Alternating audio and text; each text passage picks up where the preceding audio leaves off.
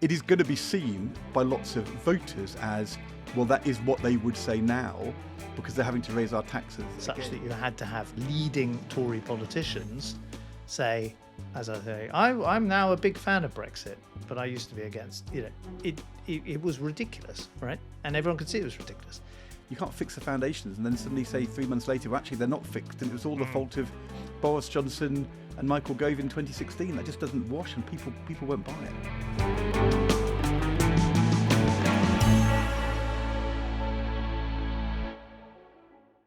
So we're now about 5 weeks until the budget, the final week of November. And we've been saying for a few weeks that the government needs to establish its narrative. And I think that's been happening over the last few days. We talked last week about welfare reform and whether that would be, a source of savings. The Institute for Fiscal Studies produced their huge volume, the Green Budget, just a few days ago, in which they said that they thought that the tax gap was £22 billion and discussed lots of different ways in which the taxes could be raised. And the IFS said they didn't think it was possible to close this gap through spending cuts. But we'll come back to talk about the tax and spending decisions in the coming weeks as we get towards the budget. But the narrative, this week we've had Rachel Reeves echoing what she also said to the IMF last week, that in the words of the Telegraph front page, Reeves blames Brexit for budget black hole. The Chancellor will use Britain's exit from Europe to justify higher taxes. The Chancellor and her aides telling the newspapers that the impact of Brexit on the British economy has been worse than expected. They're obviously hoping that the OBR will echo that sentiment when they downgrade the growth forecast this autumn, which is at the heart of the Rachel Reeves fiscal challenge for that budget, that they will be blaming a worse Brexit than they previously anticipated. Andrew Bailey, the Governor of the Bank of England, has also said that Brexit is having a lingering impact upon the British economy. This is Rachel Reeves talking about Brexit just earlier in the week. The Office of Budget Responsibility, who provide the independent forecasts for government, they have consistently overestimated our productivity performance. Because of Brexit? So, look, it would be up to them to set that out, but austerity, Brexit, and the ongoing impact of Liz Truss's mini budget, all of those things have weighed heavily on the UK economy. Already, people thought that the UK economy would be 4% smaller because of Brexit. Now, of course, we are undoing some of that damage by the deal that we did with the EU earlier this year. But there is no doubting that the impact of Brexit is severe and long-lasting. So you can see the narrative that they are now trying to establish, which is that there's going to have to be more tax rises this autumn than they expected. It's because the economy has done less well than they expected, that it is Brexit dragging the economy down, which is importantly to blame. As a consequence, taxes are going to have to go up, even though a year ago the Chancellor had said that was the end of tax rises for the Parliament. And if they don't do that, they won't be back on track to meet Rachel Reeves's fiscal rules. So that is the story they are now trying to tell. And the question is it going to work as a budget narrative? Well, Brexit is back because there's a fundamental truth which is accepted by pretty much everyone outside of the UK, which is it has been very damaging for the British economy. Brexit was very damaging for trade. You can see that in the trade numbers with the European Union, and it's been very damaging for productivity. And it's a bit like, the UK has been a bit like, because of all the bitterness of the Brexit wars afterwards and, the developments inside the Conservative Party, where remember a majority of Tory MPs voted Remain, but lots of those people had to end up rather like kind of forced confessions in the Cultural Revolution, had to say, look, knowing what I'd know now, I wish I'd voted Leave. And because the Labour Party under Corbyn didn't want to talk about it, and everyone had suspected that Corbyn was a Brexiteer.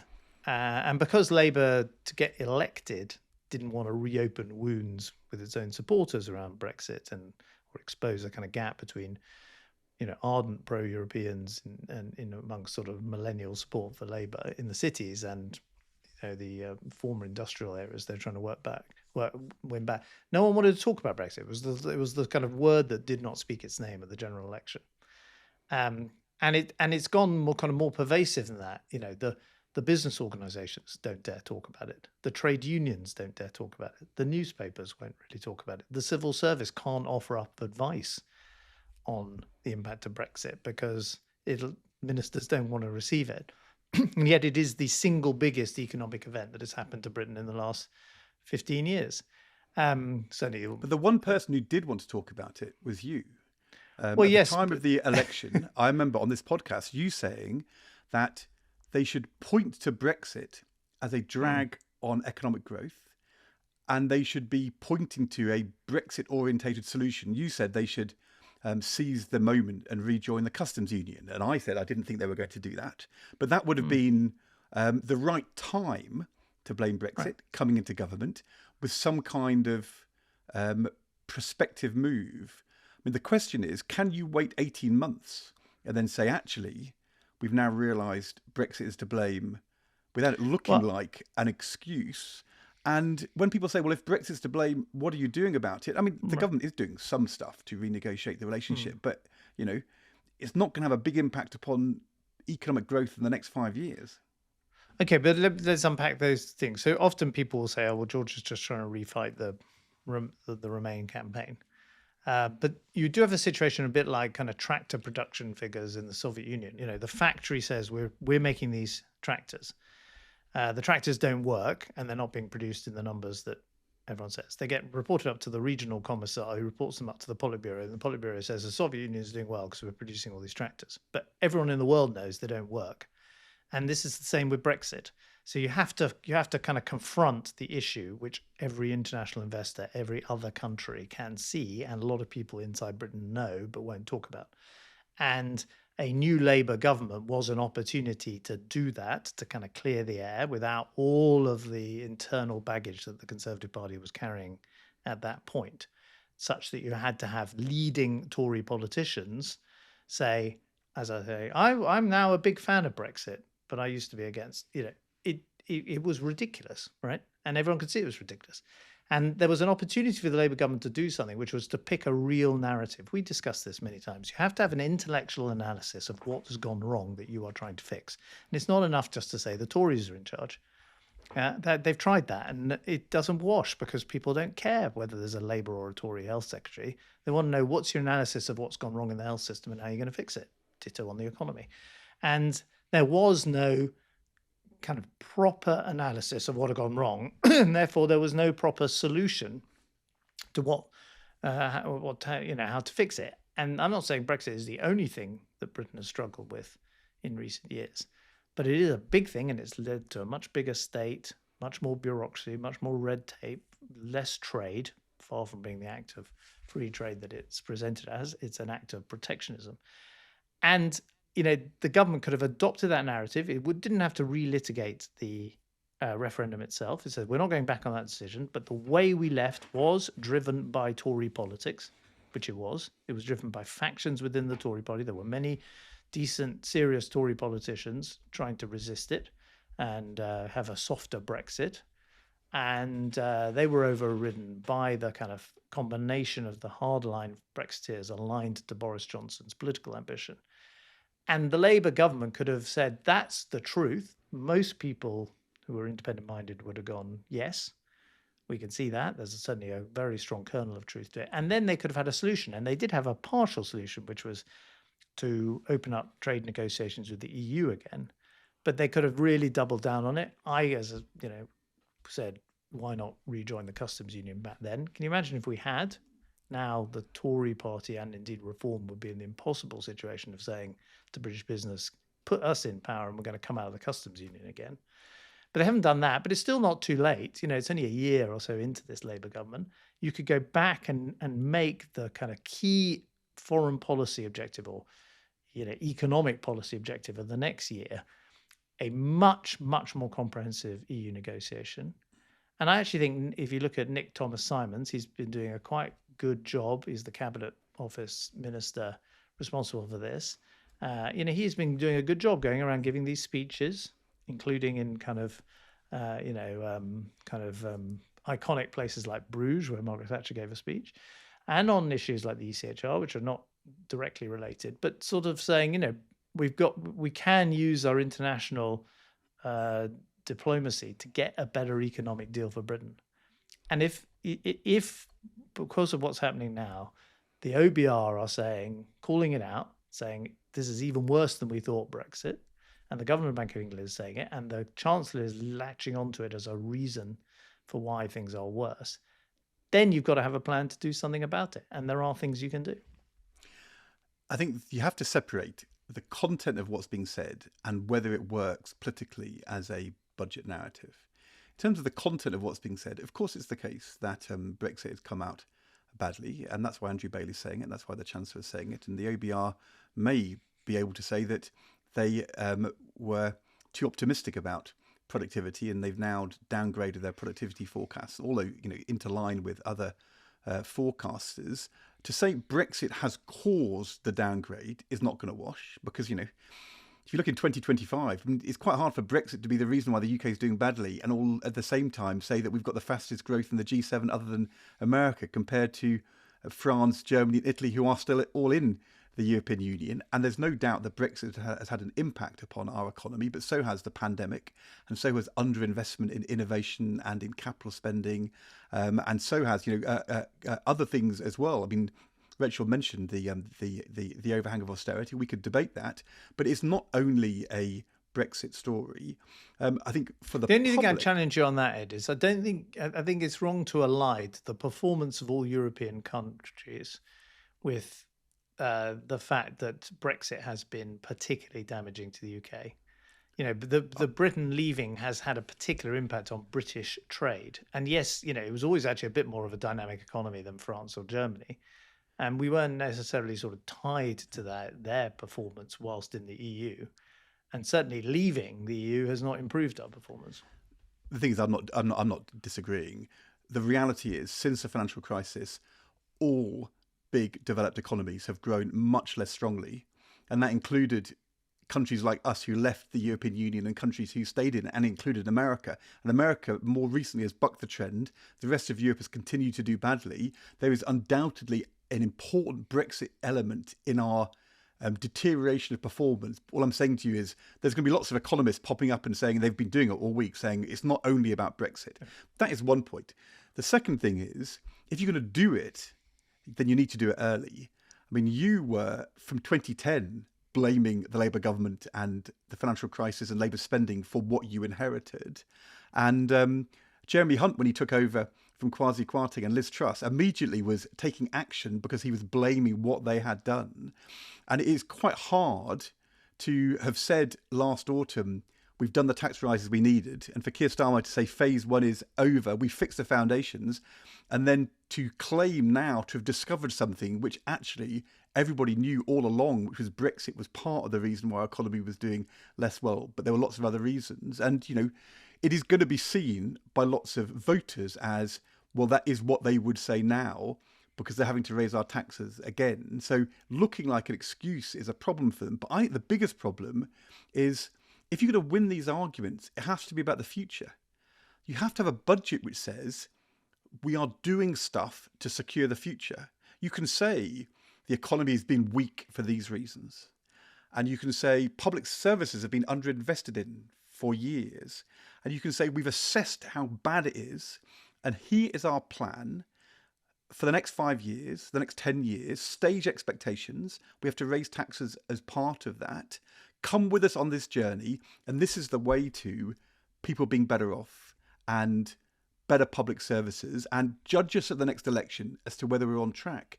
And I think if that is the story they're going to tell, a forward-looking story about where we're going, that starts to work more effectively. I think the danger with this narrative at the moment, it looks like blaming the past in order to justify some tax rises, which you hope have done the job.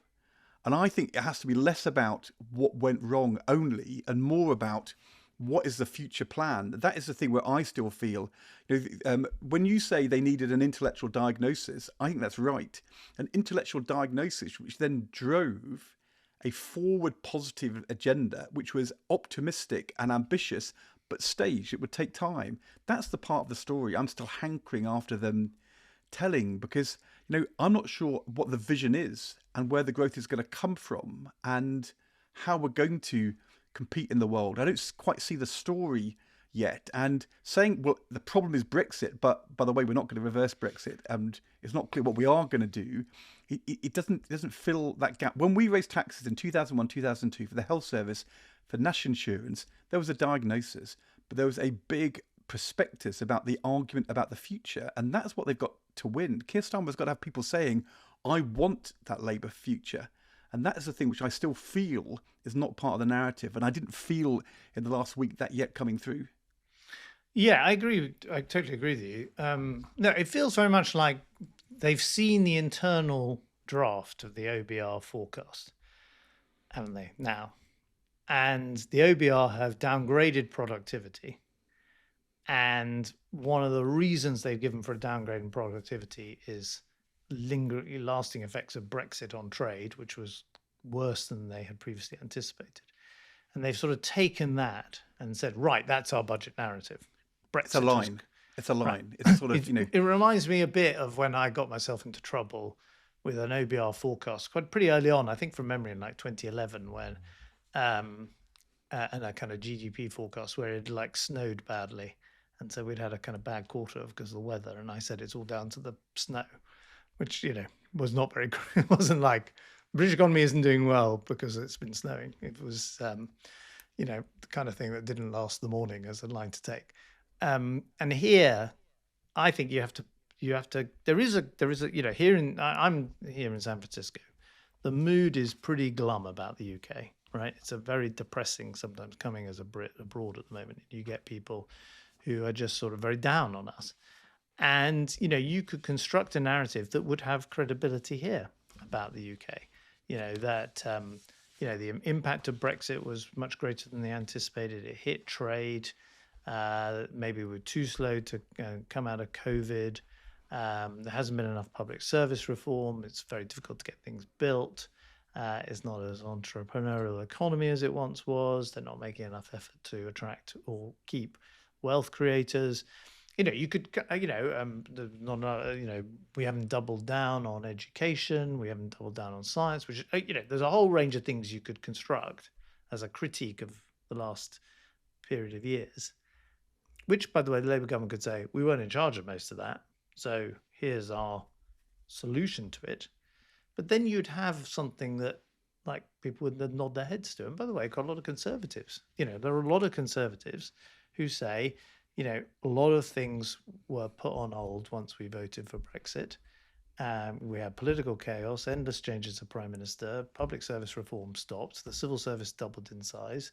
There was no grip on the size of the state. Taxes started to rise, and we kind of lost, our way. And that there'll be a lot of conservatives who go, yeah, that I agree with that. And if Keir Starmer says that kind of thing, and links it to a plan of action, which, instead of like, by the way, there's now even more chaos because of like what's going on in number 10 and there's no plan. And then, I think you would have a way forward, a narrative, which would then give you permission to do, potentially difficult, unpopular things in the short term, whether they were tax rises or spending cuts, to kind of restore the public finances. But they have to lead to,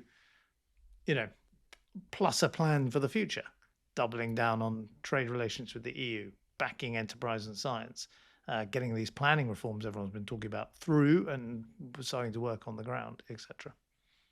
It might be the economy strengthening in 3 years' time. There's no doubt that for Margaret Thatcher, that helped. And it also helped for you in 2015, although whether people will be feeling it is another question. If you take Jeremy Hunt, he did a good job of blaming the past, but I don't think Jeremy Hunt and Rishi Sunak ever had that compelling forward story.